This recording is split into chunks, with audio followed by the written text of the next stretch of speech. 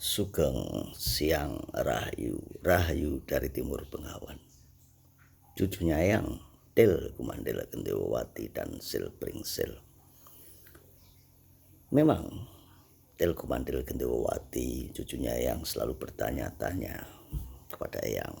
Ya, kurang lebih pertanyaannya mengherankan sehingga Eyang banyak lagi harus mencari. Ya.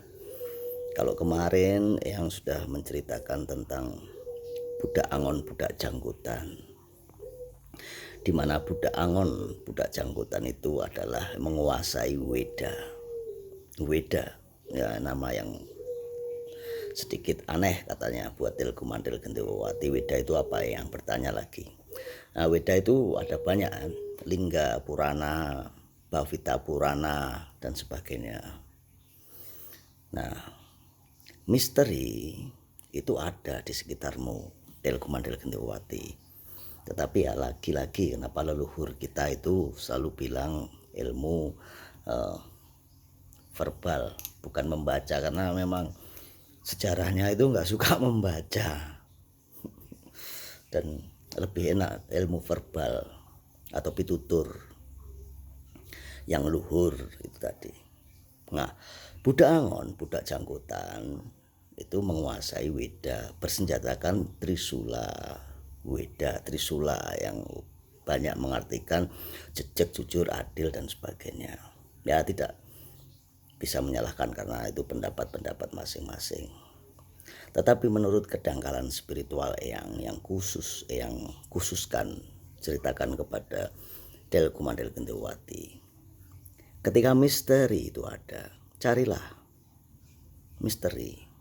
Itu bahannya ada di sini, bahan, ya, bahan sebuah misteri itu ada. Nah, meskipun itu dipecah, dirusak, ya, diapain, tetapi bahannya ada. Seperti cahaya yang acak. Ingat, samadhi adalah cahaya yang acak. Kamu membutuhkan polarisasi atau fokus. Nah, gitu. Ngomong-ngomong soal Bhavita Purana atau Lingga Purana di Weda yang sudah jelaskan bahwa Begawan Agastya, seperti yang Begawan Agastya itu nggak bisa diremehkan karena berkaitan dengan Semar, Manik Moyo. Nah, Del Kumandel kemarin bertanya, masa seperti itu sih yang kitab Weda, ya Weda Jawa.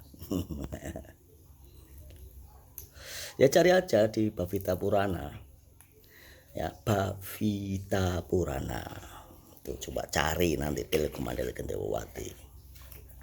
Di sana diceritakan, oh ya, yang ingat ada juga yang janggotan, yang sekarang-karang ini Sil Pringsil ini menirukan jenggotnya panjangin. Sil Pringsil. Karakter dari Sil Pringsil bulat-bulat itu cucunya yang itu memang aneh. Ya, aneh. Niru-niru supaya menjadi budak janggotan, tapi itu bukan kamu Sil Pringsil. Budak janggotan, kenapa di sana di barat sana ada matriks kotak kubus dan ada tugu yang dulunya kecil terus jadi besar. Nah, jadi besar, tubuhnya dilempar-lempar. Ya. Seperti Lingga dan Yoni. Kenapa seperti itu? Karena dulu ada yang namanya Mahamada di Bhavita Purana, itu ada yang namanya Mahamada, diceritakan di situ. Mahamada kalau dipercepat, yang suka ini memperlambat atau mempercepat. Kalau mempercepat Mahamada.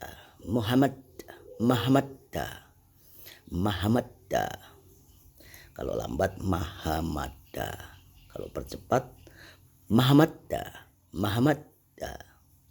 Kalau dipercepat. Makanya tinggal kamu mau mempercepat atau memperlambat. Apalagi kalau orang-orang kita yang nggak tahu apa itu Mahamada. Kalau orang sana ngomongnya cepat, nehi Mahamada. Lalu muncullah Lingga dan Yoni, kotak kubus itu sendiri, matriks yang ada di barat sana. Nah, Mahamada adalah pengikut setia Siwa. Nah, Siwa makanya Lingga dan Yoni. Dia pengikut setia dari Siwa.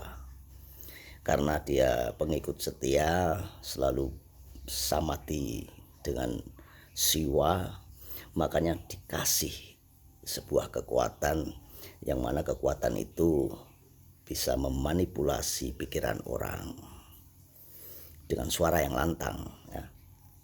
Mahamada kalau bahasa Sanskerta, Maha itu besar, Mada itu mabuk, banyak kemabukan ya, kesombongan, iri dengki, serakah, mabuk. Makanya yang namanya Mahamada itu murid-muridnya mabuk. Mabuk minyak angin. Mabuk, banyak mabuk ya, seperti gurunya. Kemabukan itu kemabukan duniawi ya. Ya jelas kenapa ada di barat sana ada Tugu, karena Lingga dan Yoni. Kenapa? Karena dia pengikut setia Siwa, makanya dikasih lah itu. Tak kasih nih kamu kekuatan memanipulasi, jadi dengan suara lantang, jadi otak orang itu bisa terprovokasi, ikut manut atau mengekor atau iya saja. Makanya kekuatannya itu bisa mempengaruhi manusia.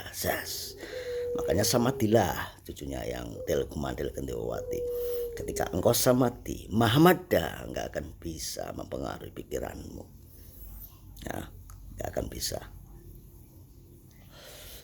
Ya, tapi selalu mabuk, membuat kerusakan. Itulah sabdo Palon Noyo Genggong tidak suka. Resi Agastya, Begawan Agastya, dudu begawan, dudu pandito, yang seperti yang katakan, karena beliau menikah. Tapi ada pertanyaan lagi, loh Eyang, kalau begitu kenapa simbolnya itu bukan laki-laki dan bukan perempuan Eyang Semar?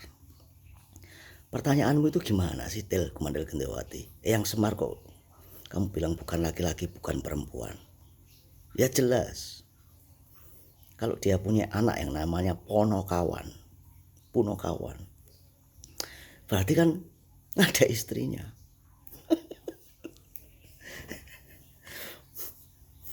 Ya, terus anak-anaknya dari mana?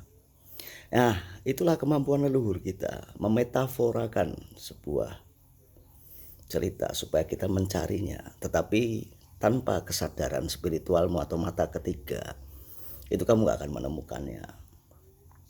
Resi Agastya itu sendiri gemuk, berjenggot, pendek, dan orangnya lucu.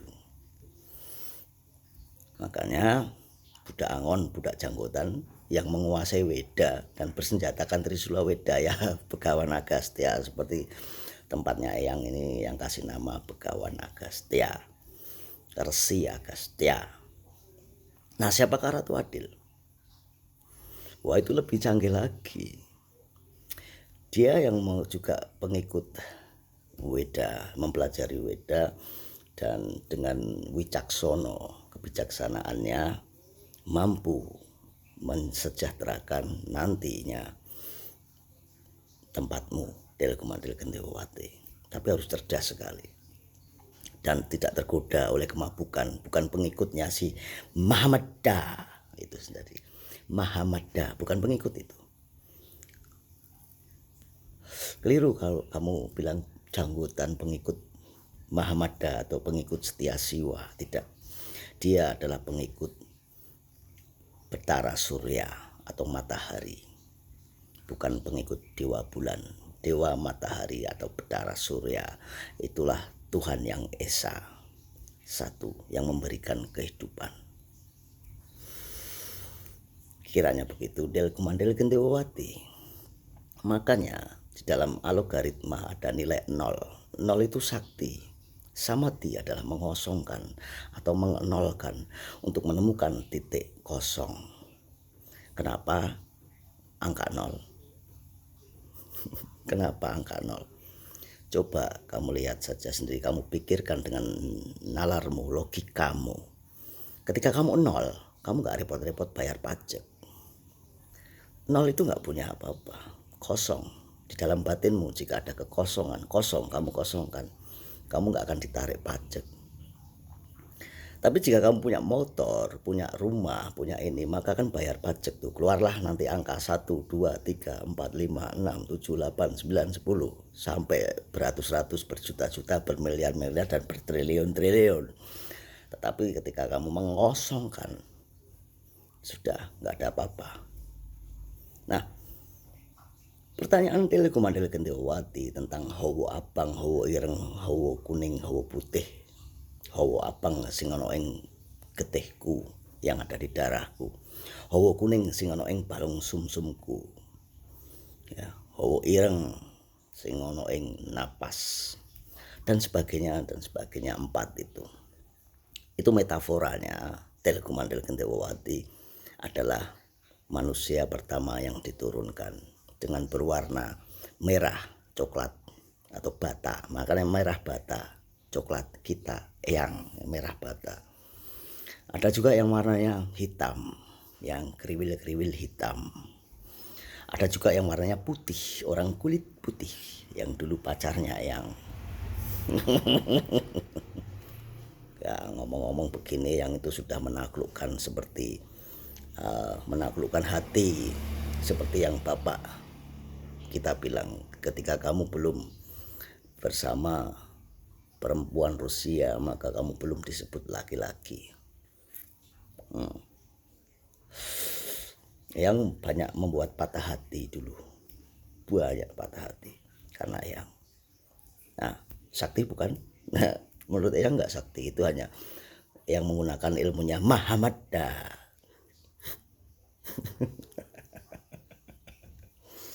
Yang mempraktekkan ilmunya Mahamada. Nah, kulit kuning itu yang mata sipit. Itulah makanya ada cerita itu Matsya Kurma dan sebagainya, ya. Matsya Kurma, ketika manusia pertama itu penuh amarah, ada yang penuh amarah, lalu mulailah kesadaran. Dengan samatinya kesadaran, yaitu manusia yang melas asih. Ketika manusia yang melas asih itu ada lagi manusia yang samati, yang tenang, yang nol, yang kosong. Setelah itu zaman Kali Yuga datang, zaman ruwet yang nanti akan datang itu seperti itu. Seperti juga itu adalah bahasa aum, kalau huruf Romawi a, u, m, a itu serakah, kaget, manusia yang pertama. Ram, serakah, serakah. Lalu yang artinya welas asih. Lalu yaitu nol, meditasi. Kalau ada apa-apa cuma kiranya begitu. Arahayu dari Timur Bengawan, karena waktu habis.